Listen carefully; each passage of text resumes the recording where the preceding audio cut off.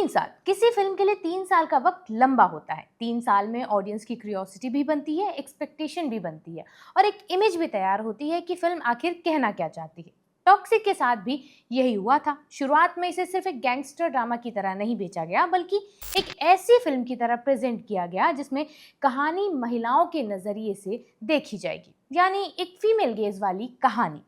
सुनने में लगा कि शायद इस बार मेन स्ट्रीम सिनेमा में कुछ अलग देखने को मिलेगा। शायद इस बार गैंगस्टर वर्ल्ड में महिलाएं सिर्फ हीरो की लवर, विक्टिम, फैंटेसी या डेकोरेशन नहीं होंगी, बल्कि कहानी की असली ड्राइविंग फोर्स होंगी। लेकिन 1 जुलाई को करीब 1 मिनट 44 सेकंड का टीजर आया, लेडीज एंड लेडीज, तो उसने जवाब देने के बजाय एक अलग सवाल खड़ा कर दिया। सवाल ये नहीं था कि यश कितने स्टाइलिश लग रहे हैं टीजर में। सवाल ये था कि जिस टीजर को महिलाओं को सेंटर में रखना था, उसमें महिलाएं आखिर हैं कहाँ। तो चलिए इस सो कॉल्ड लेडी स्पेशल का डाइसेक्शन करते हैं। हाय, मेरा नाम है अन्नू और आप देख रहे हैं युवा पर मास्टर शो। एक तो सबसे बड़ी आयरनी ये है कि लेडीज एंड लेडीज नाम के टीजर में भी पहली चीज जो एस्टेब्लिश होती है वो लेडीज नहीं, यश है। मतलब सोचिए, ये सिर्फ इसलिए नहीं है कि वो स्क्रीन टाइम डोमिनेट करते हैं, हालांकि वो भी करते ही हैं। असली बात यह है कि टीजर की पूरी एनर्जी इस बात पर खर्च हो जाती है कि महिलाएं उन्हें कैसे देखती हैं, कैसे डिजायर करती हैं, कैसे उनके आसपास एग्जिस्ट करती हैं।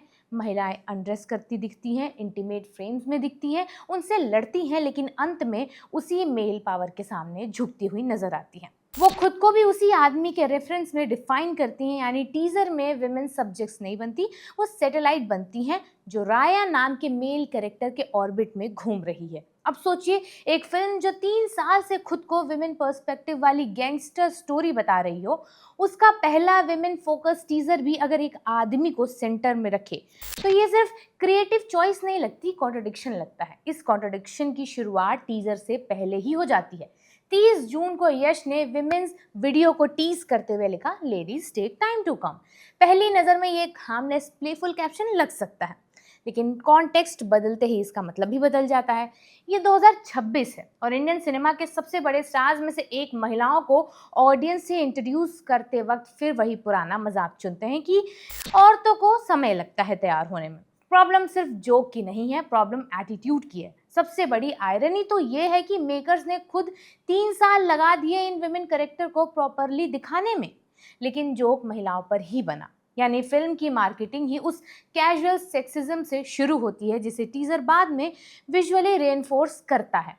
और हैरानी ज़्यादा इस बात की है कि इस मूवी का निर्देशन खुद एक फीमेल डायरेक्टर ने किया है, जिनका नाम है गीतू मोहनदास। टीजर में एक फीमेल वॉइस ओवर भी है जो बहुत कोशिश करती है कि ये सब कमेंट्री लगे जैसे टीजर मेल डिजायर को एक्सपोज कर रहा हो, लेकिन सिनेमा में सिर्फ वॉइस ओवर से गेज नहीं बदलता है। कैमरा किसे देख रहा है, कैसे देख रहा है, कितनी देर तक देख रहा है और किसकी एजेंसी को इम्पोर्टेंट बना रहा है, गेज वहीं से बनता है। टॉक्सिक का टीजर कहता कुछ और है, दिखाता कुछ और है। यही सबसे बड़ा सवाल उठता है, क्या यही फीमेल गेज है?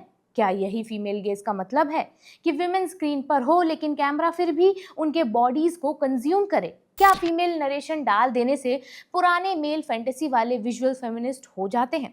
टीजर में हमें इन महिलाओं के बारे में लगभग कुछ भी नहीं पता चलता है। वो कौन है, उनका पास्ट क्या है, वो किस पावर स्ट्रक्चर से लड़ रही हैं, उनका एम्बिशन क्या है, उनका पेन क्या है, उनका क्राइम वर्ल्ड से रिश्ता क्या है, उन्हें लव से क्या चाहिए, उन्हें फ्रीडम से क्या चाहिए। टीजर इन सवालों में इंटरेस्ट ही नहीं लगाता। टीजर सिर्फ इतना बताता है कि वराया को चाहती हैं, उसके लिए लड़ती हैं, उसके अटेंशन के लिए compete करती हैं, यानी विमेन की आइडेंटिटी उनके ओन डिजायर से नहीं, एक मेल कैरेक्टर की डिजायरेबिलिटी से बनती है। अब मेल गेज और फीमेल गेज को आसान भाषा में समझते हैं। मेल गेज का मतलब सिर्फ ये नहीं है कि कोई पुरुष किसी महिला को देख रहा है। मेल गेज एक सिनेमैटिक सिस्टम है जिसमें महिला को पूरी इंसान की तरह नहीं, देखने और चाहने की चीज की तरह फ्रेम किया जाता है।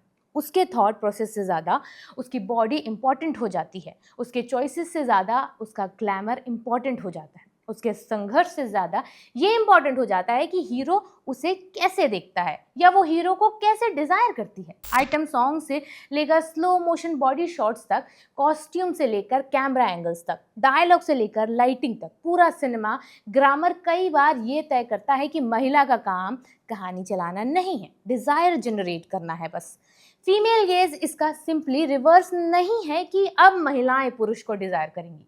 फीमेल गेज का मतलब है कि कहानी ये पूछे कि महिलाएं दुनिया को कैसे देखती हैं, वो लव को कैसे एक्सपीरियंस करती हैं, वो पावर को कैसे नेगोशिएट करती हैं, वो sex, desire, violence, fear, ambition और बिट्रायल को किस लेंस से समझती हैं। फीमेल गेज विमेन को ऑब्जेक्ट नहीं ऑब्जर्वर बनाती है। टीजर में एक लाइन आती है, love makes monsters of women. Love makes monsters of women. ये लाइन अपने आप में पावरफुल है। इस लाइन में एक इंटरेस्टिंग साइकोलॉजिकल स्टोरी छिपी हो सकती थी। लव कैसे विमेन को बदलता है, डिजायर कैसे ऑब्सेशन बनता है, पेट्रियार्कल वर्ल्ड में लव कैसे ट्रैप भी हो सकता है और वेपन भी।